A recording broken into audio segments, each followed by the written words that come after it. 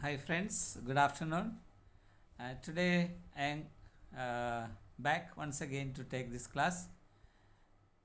Today my class is all about verbs. I dedicate this small talk and lesson over the class for kids learning from class 5 to 10. Since this is a very simple topic which is actually known as verbs, which they are also learning from class 4 to 9, it is going to be very easy. But at the same time, I would like to stress a very important point with regard to learning about verbs. Okay, so if I ask you what is a verb, you will easily answer me. It is an action word. Okay, it is an action word referring to an action done by the subject. But I would like to stress more on this action word. Action word is an acting word. That's why I take this class today. For me, verbs are not simply action words referring to an action that is done by the subject or the doer. For me, it is an acting word. So since it is an acting word, it has got a more specific meaning. That is why when I teach students about verbs, I tell the students verbs are not simply action words, but they are acting words. They will act. So acting is very important there. You say something, you give an example, the dog barks at the stranger. Here the subject is the dog and the verb is barks. Since the subject dog is in the third person singular, the verb takes S in the simple present tense. That is very clear. Now here something is acting. Subject is acting with the verb, with the word. So word is acting here. So verbs are acting words for me, and that is how I understand. Since it is an acting word, something is connected with the subject. Acting. That means somebody has to act. I have to act. The subject has to act. The doer has to do something. So the meaning is little more than action word. Since I change the action word to acting word, it means for me more than the action word. How? For me, action word simply it would mean excuse me, little pathetic. It doesn't carry the weight of the subject. But for me, acting would mean it carries the weight of the action of the subject. So verbs are acting words. So I can ask the students, does the verb act? Does it do the acting part? So there will be a kind of a question arising in the mind of the students. So that is my reflection. That is my thought. That is why I thought it is more than an action word for me. I don't know how you see, but then it will be nice to think about it, acting word. So I am now teaching, I teach, the verb is going on, doing something by the subject, by the doer. So there is something taking place. And that is why I explain like this about the action verbs. Now, okay. Now we will look at the types of verbs. Students are very clever and they really learn about verbs because this is the main part also of a sentence. Without verbs there will be no sentence. So we will look at the types of verbs. What are the types of verbs? We have got the main verb and auxiliary verb. So main verb, auxiliary verb. Again, under the category of a main verb, we have got transitive verb and intransitive verb. Then under the category of auxiliary verb, we have got modal verbs. Then again helping verbs.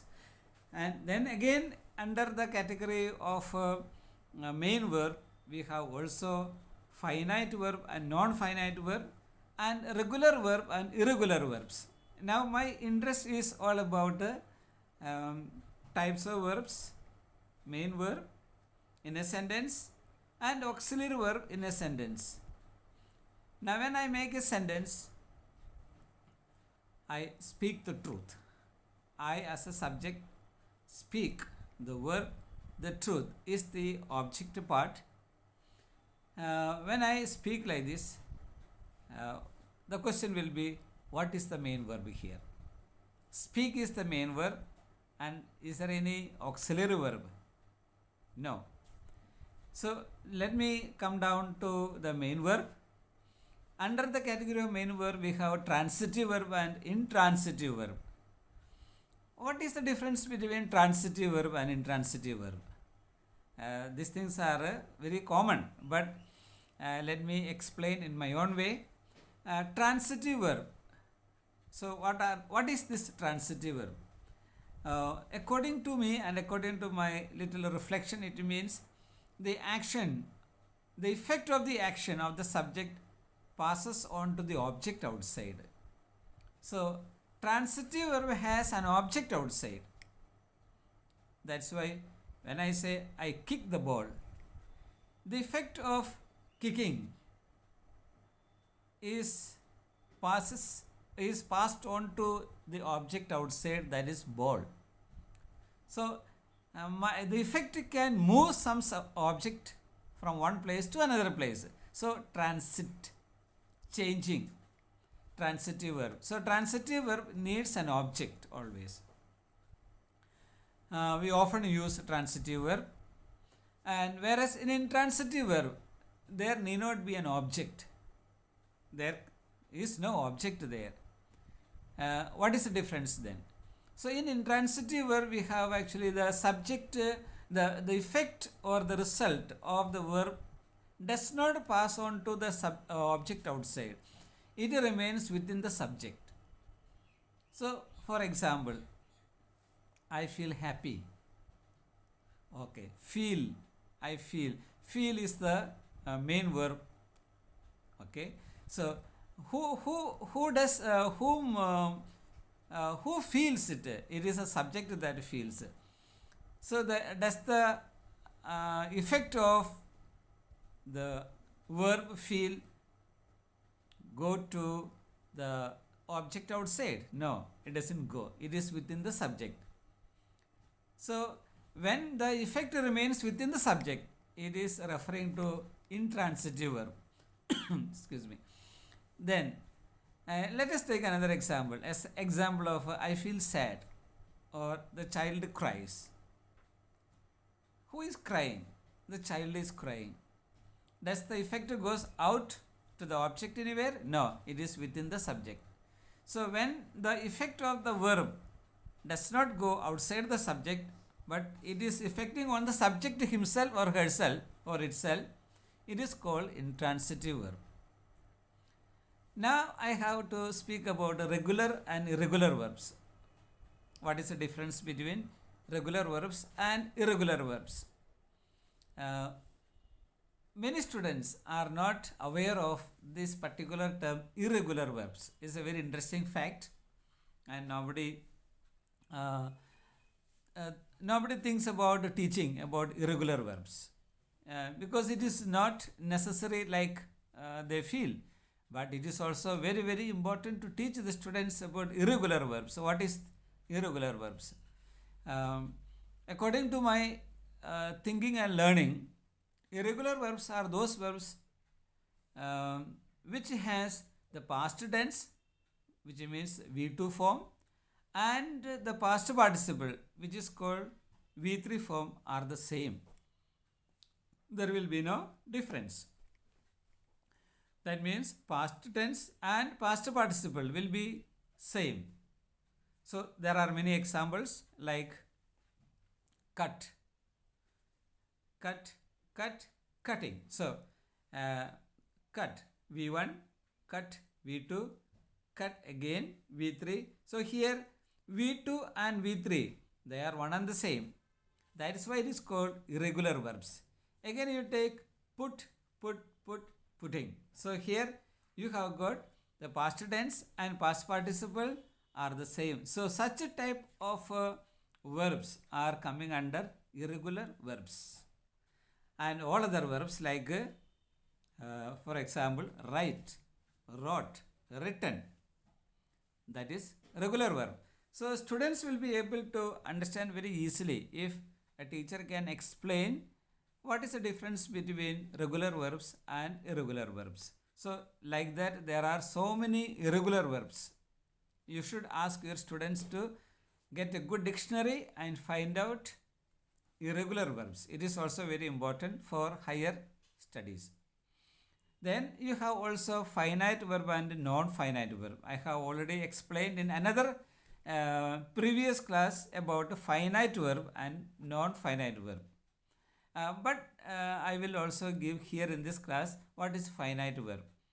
Finite verb takes always subject and object. That means I take the chalk. Take is a finite verb because it has got its own limitation. It cannot be used elsewhere. It can be used only within the purview of a sentence. Okay. Whereas under the category of a non-finite verb, we have got at least three of them. One is infinitive, second one is gerund, third one is past participle, or we can say participle. So under the category of non-finite verb, we have three. First one is infinitive, second one is gerund, and third one is participle. Under participle we can have also past participle and present participle. So if I explain more about non-finite verb, what are these non-finite verb? Infinitive. First one is infinitive. Infinitives, how do you form infinitive? This is coming under non-finite verb. It is formed by using 2 plus finite verb. That means to do the work, for example, to teach the class or to take the class. To take the class, 2 plus take. Okay, so that is infinitive. Why it is infinitive? Because it can be used in many places. It can be incorporated into a particular sentence. So I am standing in the class to take the class, or I am coming here to take the class. To take the class is infinitive. Again, gerund. How do you form gerund?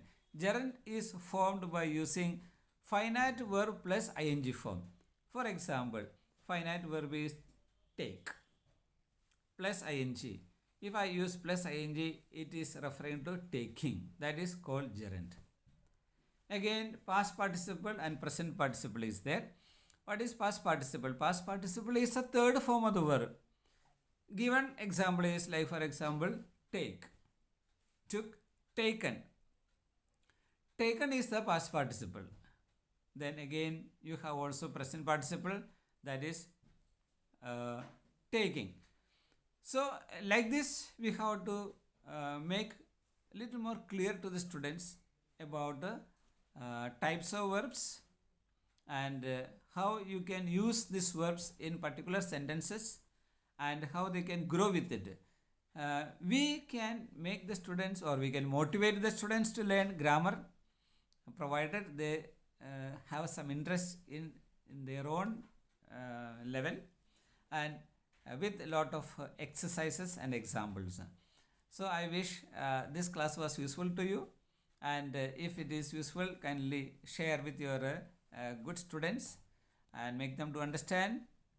Make the things quite brief so that they will catch the points, and talk less and give more examples. Okay, thank you for listening to my class. Wish you all the best. Please do attend my next class.